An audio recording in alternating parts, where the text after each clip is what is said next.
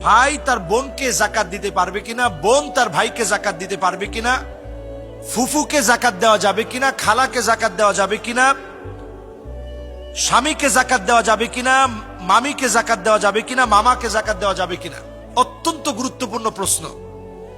আমরা সমাজের ভিতরে মনে করি যে আপন আত্মীয় বলতে, আপন আত্মীয় তো আমার মা বাবার পরই, আমার ফুপু আমার আপন আত্মীয়, ভাই বোন আমার আপন আত্মীয়, এদেরকে জাকাত দেওয়া যাবে না।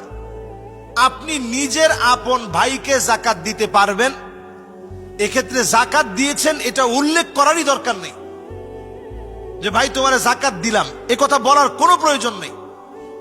জাকাত এটা বলে দিতে হয় না। আপনি আপনার ভাইকে, ছোট ভাই আসছে, নাও তোমার কেনাকাটার জন্য 20,000 টাকা নিয়ে যাও, আপনি কেনাকাটার জন্য বললেন, জাকাত আদায় হয়ে যাবে।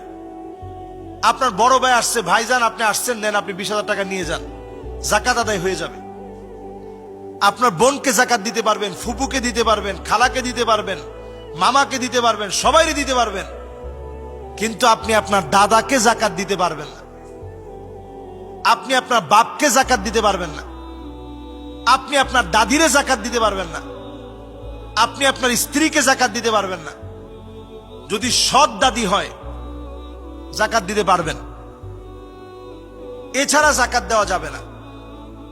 আহলে বাইতের পরিবার যারা, নবী পরিবারের অন্তর্ভুক্ত পরিবার যারা, ওনাদেরকে জাকাত দেওয়া যাবে না। সাইয়্যেদ বংশীয়, ওনাদেরকে জাকাত দেওয়া যাবে না।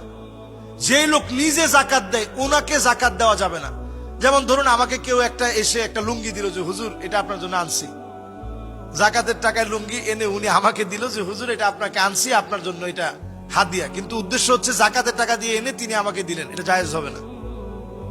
যিনি জাকাত নিজে দেন উনি জাকাত খেতে পারবে না। স্বামী তার স্ত্রীকে জাকাত দিতে পারবে না, স্ত্রী তার স্বামীকে জাকাত দিতে পারবে না, সন্তান তার বাপকে জাকাত দিতে পারবে না, বাপ তার সন্তানকে জাকাত দিতে পারবে না, দাদা দাদিকে জাকাত দিতে পারবেন না, এমনকি নানা নানিকে জাকাত দেওয়া যাবে না।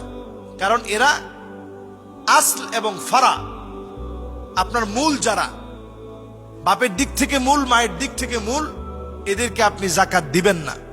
অন্য সবাইকে আপনি জাকাতের টাকা দিতে পারবেন।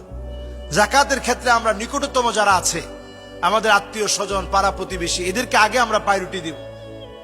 আল আকরাব ফাল আকরাব, নিকটতম আত্মীয় স্বজনদেরকে দেওয়ার পরও আপনার টাকা আছে, তখন আপনি এতিমদেরকে দিবেন, অভাবীদেরকে দিবেন।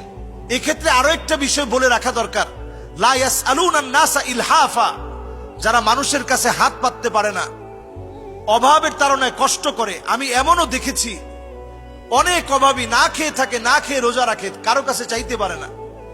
এমন লোকদেরকে আপনি জাকাতের টাকা দিয়ে ইফতারিও কিনে দিতে পারেন, কোনো অসুবিধা নেই। জাকাতের টাকা তাদেরকে আপনি দেন যারা চাইতে পারে না।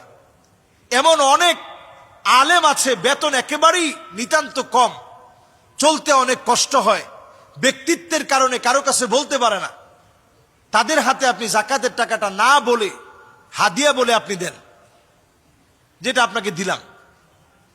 এইভাবে করে সমাজের বঞ্চিত অনেক মানুষ, অন্তত জাকাত দিয়ে আপনি তাদের পাশে দাঁড়ান। আল্লাহ তাআলা আমাদেরকে বোঝার তৌফিক দান করুক।